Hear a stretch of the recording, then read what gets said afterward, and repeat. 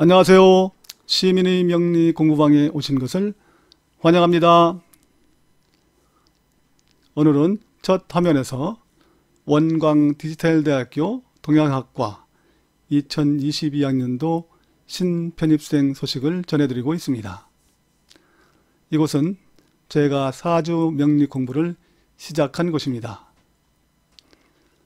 바야흐로 수능을 며칠 앞두고 있고 새로운 입학 시즌이 다가오고 있습니다. 이 시기에는 사회 진출과 새로운 꿈을 꾸기 위해서 여러가지 생각들을 많이 하실 텐데요. 4주 명리에 뜻을 두고 계시는 분들이라면 원광디지털대학교 동양학과를 선택하시는 것도 좋은 선택이 될 것이라 생각하여서 소개를 드리는 것입니다. 관심 있는 분들은 참고하시기 바랍니다. 12신살 단계별 해석 5번째 시간, 반환과 역마를 공부하는 시간입니다. 오늘은 삼합을 활용하여 연지와 일지를 기준으로 12신살을 쉽게 찾는 방법을 소개하고 시작하겠습니다. 지지 삼합은 화국은 인호술, 목국은 해묘미, 수국은 신자진, 금국은 사유축입니다. 또 12신살의 삼합의 관계는 지살, 장성, 화계가 삼합의 관계이고 겁살, 연살, 반환이 삼합의 관계이고 역마, 제살, 월살이 삼합의 관계이고 망신, 유객, 천살이 삼합의 관계임을 앞 시간에 공부한 바 있습니다. 그리고 기준이 되는 연지와 일지는 항상 지살, 장성, 화계로 다른 지지의 12신살을 산출하는 기준이 됩니다. 이것을 표에서 설명을 드리면 연지와 일지에 인신사해가 오면은 항상 지살이 되고 자오묘유에 왕지가 오면은 장성이 되고 진술충미의 묘지가 오면은 화계가 됩니다. 그리고 겁살, 연살, 반환이 삼합의 관계이고 역마, 제살, 월살이 삼합의 관계이고 망신, 유객, 천살이 삼합의 관계를 구성합니다. 그래서 연지와 일지가 인호술이 화국을 구성하는 글자이면 겁살, 연살, 반환은 해묘미의 목국을 구성하는 글자가 되고 역마, 제살, 월살은 신자진의 수국을 형성하는 글자가 되고 망신, 유객, 천살은 사유축의 금국을 형성하는 글자가 오게 됩니다. 그리고 연일지에 해묘미의 목국을 형성하는 글자가 있게 되면 겁살, 연살, 반환은 신자진, 수국을 형성하는 글자가 되고 역마, 제살, 월살은 사유축의 금국을 형성하는 글자가 오고 망신, 유객, 천살은 인호술이 화국을 형성하는 글자가 배치되게 됩니다. 또 연일지가 신자진의 수국을 형성하는 글자가 오면 겁살, 연살, 반환은 사유축의 금국의 글자가 오고 역마, 제살, 월살은 인호술의 화국을 형성하는 글자, 망신, 유객, 천살은 해묘미의 목국을 형성하는 글자가 배치되게 됩니다. 마지막으로 연지와 일지가 사유축의 금국을 형성한 글자가 오게 되면 겁살, 연살, 반환은 인호술의 화국을 형성하는 글자가 되고 역마, 제살, 월살은 해묘미의 목국을 형성하는 글자가 되며 망신, 유객, 천살은 신자진의 수국을 형성한 글자가 오게 됩니다. 이렇게 12신살은 지살, 장성, 화계, 그리고 겁살, 연살, 반환, 역마, 제살, 월살, 망신, 유객, 천살의 순으로 기억하시고, 여기에 연일지가 화국이면은 겁살, 연살, 반환은 목국이 되고, 제살, 역마, 제살, 월살은 수국이 되고, 망신, 유객, 천살은 금국이 됩니다. 그래서 이 순서는 화, 목, 수, 금의 순서가 되는데요. 이것은 다른 지지에서도 같은 순환 구조를 합니다. 예를 들면 해, 묘, 미, 목국이 연일지이면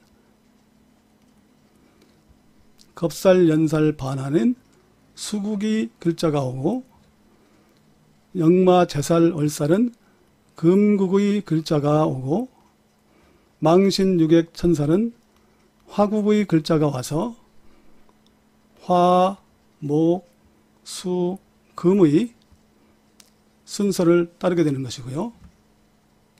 다시 한번 설명을 드리면, 연일지가 사유축의 금국을 형성하는 글자라면 겁살, 연살, 반환은 화국을 형성하는 인호술이 오게 되고,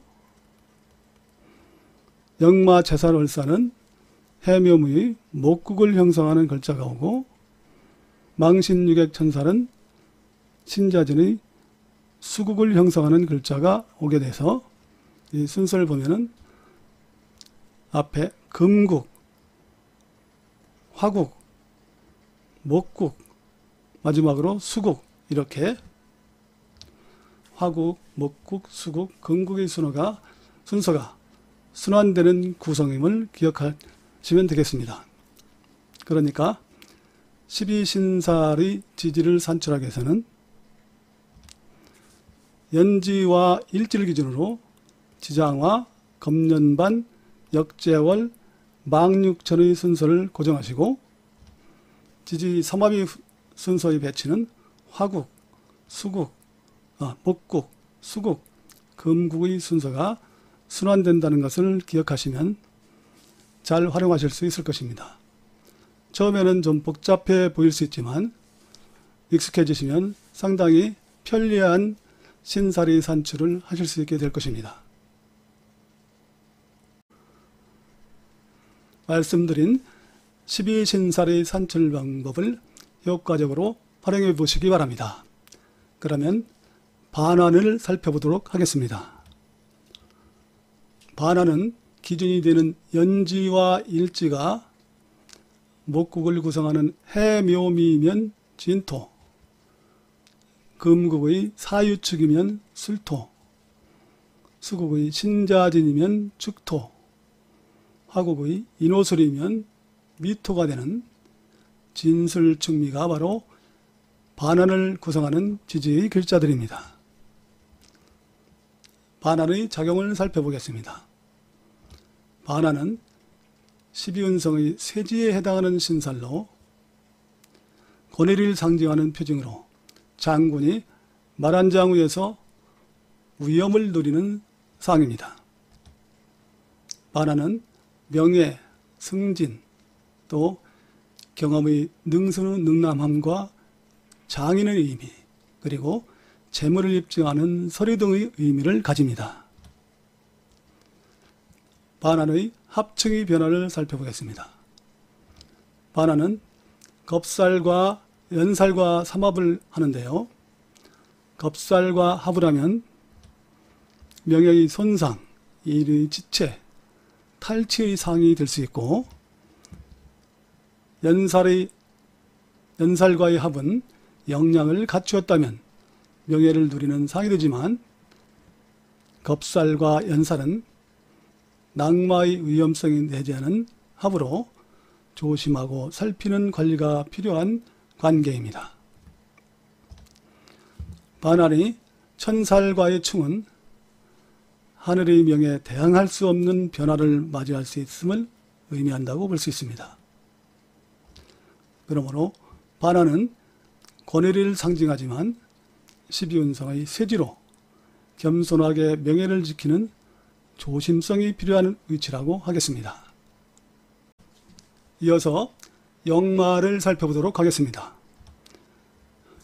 역마는 기준이 되는 연지와 일지가 신자진의 수국을 이루는 글자이면 인목, 인호설이 화국의 글자이면 신금, 해묘의 목국이면 사화, 사유축의 금국이면 해가 되어 인신사해가 바로 역마를 구성하는 글자가 됩니다.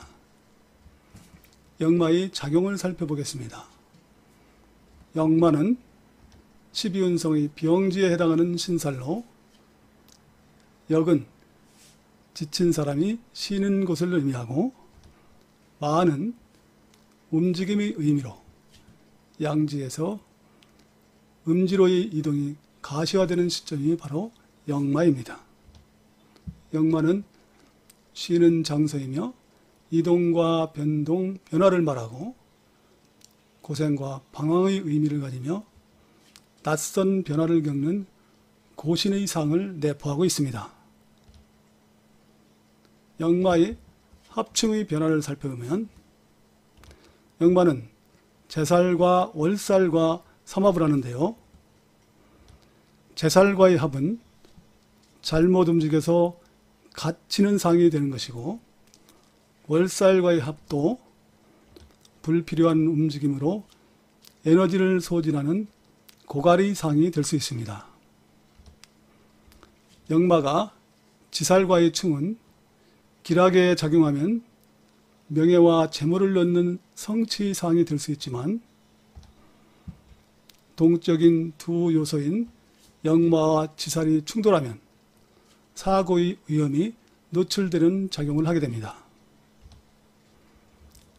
그러므로 역마는 명예인 관을 얻으면 성취하는 귀한 움직임이 되지만, 경솔하여 균형을 잃으면 움직여서 손해를 보는 불안을 앓고 있는 음지의 상이 될 수 있음을 조심해야 합니다.